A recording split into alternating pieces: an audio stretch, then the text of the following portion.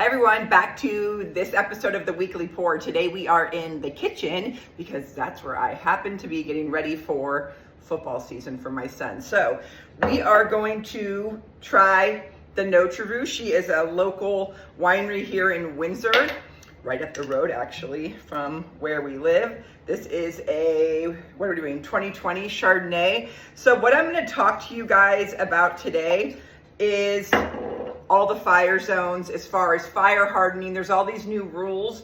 If you are in a fire zone or if you do a natural hazard disclosure as a seller and your house is in a fire zone, there's these forms that you are required to, by law, to present to the buyer. So let's drink a little Notre Rouge Chardonnay. Cheers.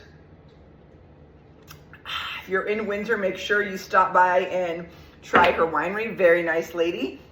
So anyway, so as far as fire hardening goes, so here's kind of in a nutshell. If you want more specifics, give me a phone call. We'll talk about it more one-on-one. So basically, if your home is in a high fire area, which a lot of the homes here in Sonoma County are because of all the fires we've had in the recent, I don't know, say 7 years. So if your house is in a high fire area, you are required by law to get an inspection.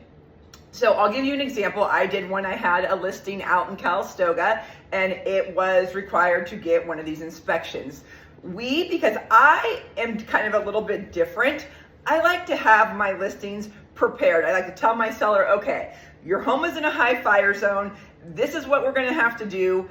You're required to do it. You don't have to do the recommendations that the inspection company tells you. So say CAL FIRE comes out, they do the inspection and they give you a list. If you're lucky and you've kept your house, you've done everything they've said and your house doesn't have any issues, they can check it off and say, there's no requirements that need to be done.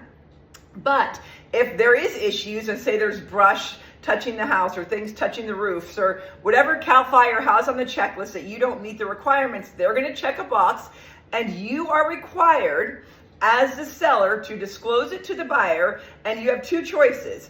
You can either fix it for the buyer, or you say, no, I'm not fixing it. I did the report, here's the report. Now you, as the buyer, who will be the new owner, has 6 months to comply with CAL FIRE and fix these items that have been disclosed and are required to be addressed.